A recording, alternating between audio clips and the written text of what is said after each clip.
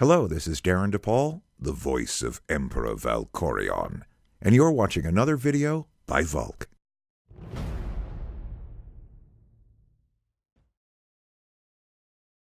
Greetings from Bulgaria. I'm VULKK, coming to you guys with news and updates about Star Wars: The Old Republic's Summer Roadmap 2018. We've got quite a few things to cover.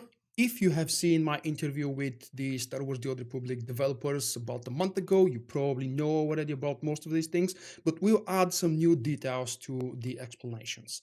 First, the roadmap is covering in more detail the next 3, maybe 4 months, with a couple of hints of what's following beyond September, for example. So let's begin with the quality of life improvements. The team is very proud, apparently, with their job of the galactic command changes and how they turned it into a primary random generated gearing system into a secondary support gearing system. Yes, that's true. Unfortunately, it took them so many months to do it. They're promising to turn, after they've completed the galactic command changes, finally, they're promising to turn their attention and introduce big changes coming to guilds, their management tools, and related competitive features, whatever that means. Probably one of the longest standing in the queue features for guilds is the guild calendar, and I expect this will be part of the update. More players will be allowed to participate in public test servers prior to releases. This has been asked by me, by everybody else. Tested content is always better. How are they going to enhance the experience on the test server and provide some, let's call them rewards for players to be actually pushed to test the content instead of just hang out there? That's up to them for decide, but more testing is always good and useful. Moving on to the upcoming update 5.9.1, which was already announced during the interview that I did. It's coming, at least the plan for now, it's for it to come on 22nd of May, of course, with a short maintenance.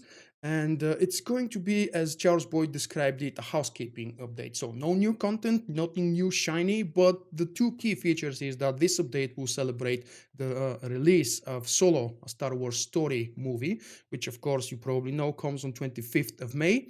So celebrating with 591, BioWare is giving a 10-day promotional items on the Cartel Market store, of course, as well as the tailored to Solo subscriber rewards. For example, don't miss the 31st of May subscriber reward.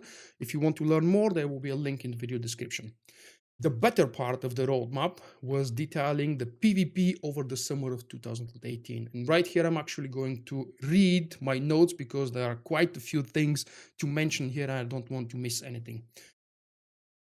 Convert more, if not all, of the war zones and arenas to allow cross-faction grouping. Yes, this has been demanded for such a long time, and it's kind of necessary, especially now that the game is lacking content in the last year or so, and summer, as you know, is a heavy moment or heavy time for group content participation in any MMO. Here, it's not an exclusion. A new arena set in a compound you've seen before. We know details, a little bit of hints about the arena and where it's going to happen. Again, that's been revealed in the interview from last month. A new Hudball war zone set in the dangerous and dizzying heights of an industrial planet. Now, this is a cool hint, and I personally don't know where and what kind of a Hudball war zone they're developing. Remember, this is going to be the third Hudball map that we will see. It's very likely that the arena will arrive first, as they announced again during the interview, and the Hudball Warzone will probably be, my personal guess, it's not announced in the roadmap, somewhere around August, maybe even early September. We'll see. Let's see. They're going to deliver the new Stronghold on Rishi with a beach front view. I guess all the questions have been answered, but here is what's fun. This stronghold is actually very nicely related to PvP. That's why it's mentioned in the PvP section of the roadmap. The stronghold will be designed around PvP, which can be tailored toward player-driven dueling, 4v4 or even 8v8 battles. Remember, these are player-driven.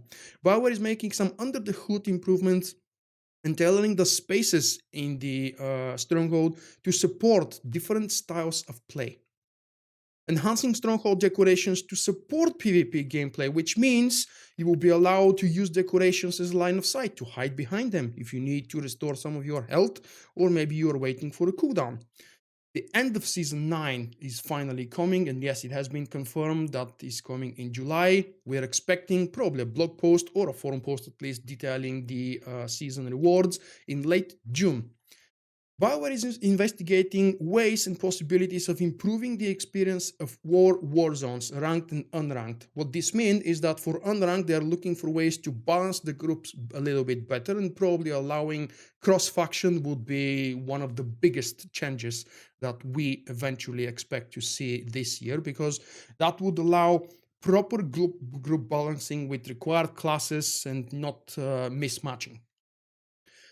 Of course, there is a mention that BioWare is also focusing on exploiters, cheaters, and they will be adjusting how ranked war zones complete.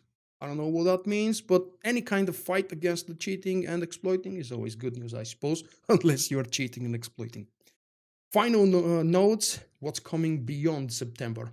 Returning companions, I don't know if that's any kind of news content, because we know that and we are expecting all of the companions to return before eventually 6.0 lands.